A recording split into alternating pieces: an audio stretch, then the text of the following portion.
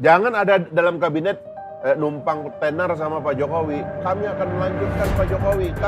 Lo idemu apa? Nggak ada orang ini idenya. Nah terus ngapain nyapres kalau lu nggak punya ide? Ini jeleknya orang-orang ini, nunggu aja di ujung gawang.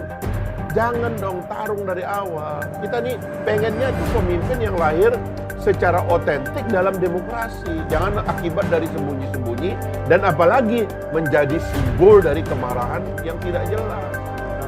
Itu yang saya kritik juga. Suka atau tidak, Anies Baswedan adalah simbol dari kemarahan.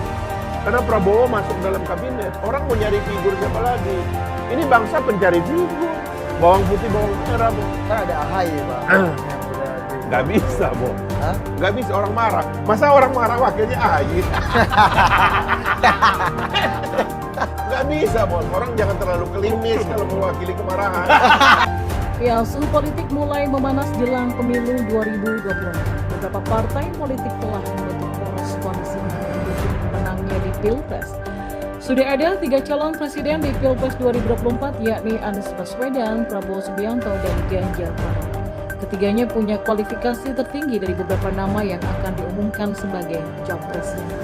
Ujang Komarudin, pengamat politik Universitas Al-Azhar Indonesia, menilai Pilpres 2024 kemungkinan akan menghadirkan 3 paslon. Ya, kalau kita lihat dinamika saat ini, kemungkinan Pilpres itu bisa dilakukan atau terjadi dengan 3 paslon.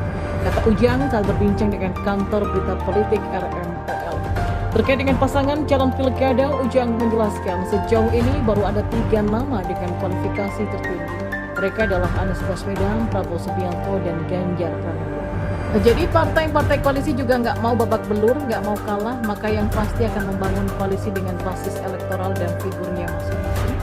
Konstruksi koalisinya pun juga akan ada 3 poros koalisi. Namun begitu, Ujang menyebut skema 3 paslon tersebut akan terjadi dengan catatan berjalan normal alias tidak terjadi upaya penjagalan terhadap paslon tertentu oleh pihak-pihak yang berkuasa. Menurut Ujang, jika koalisi perubahan persatuan yaitu Nasdem, Demokrat, dan PKS stabil, maka akan ada 3 sumbu capresnya. Prabowo dengan pasangannya, Ganjar dengan pasangannya, Anies dengan pasangannya. Tapi kalau dinamikanya berubah, misalnya Anies gagal, nggak bisa jadi capres, maka cuma 2 paslon, bisa all Jokowi's men dan all President men dari kelompok kalangan istana kalau Anies nggak jadi capres atau nggak bisa daftar atau kurang threshold ya, ujarnya. Ujang juga mengatakan melawan Anies bisa dilakukan dengan cara berbeda karena dianggap sebagai musuh bersama. Di antaranya dengan Ketua KSP Muldoko CS mengambil alih Partai Demokrat dan mengajukan permohonan peninjauan kembali atau PC ke Mahkamah Konstitusi. Ya kalau itu terjadi kemungkinan akan ada 2 poros, Prabowo dengan pasangannya, Ganjar dengan pasangannya. Kata Direktur Eksekutif Indonesia Political Review atau IPR.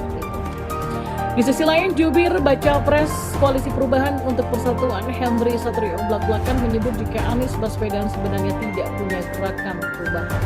Jubir Anies ini mengaku mendapatkan pertanyaan dari temannya terkait Anies dengan gagasan perubahan yang dibawa oleh Anies. Atas pertanyaan tersebut, Henry mengatakan bahwa pertanyaan itu terbalik karena sebenarnya Anies tidak punya gerakan perubahan. Adapun yang memiliki gerakan perubahan adalah rakyat. Dikaitkan Anies dengan gerakan tersebut karena rakyat memilih Anies untuk menjadi lokomotif dari perubahan tersebut.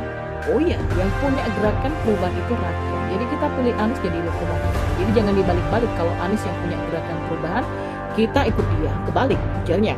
Pakar komunikasi politik ini menyebut kata-kata andalan rezim ini adalah kebersamaan sehingga negara ini tidak bergerak kemana-mana. Ya kenapa demikian? Karena rezim ini memang terlalu sibuk dengan kata-kata kebersamaan sehingga negara ini tidak bergerak kemana-mana, ujarnya. Ia pun memberikan analogi Indonesia dikelilingi oleh banyak pihak yang berusaha untuk mendorong dan menekan semata-mata demi tujuan mereka. Dengan cara terkepung seperti itu, Indonesia hanya diam di tempat dan tidak bergerak, namun gerakan perubahan rakyat berbeda.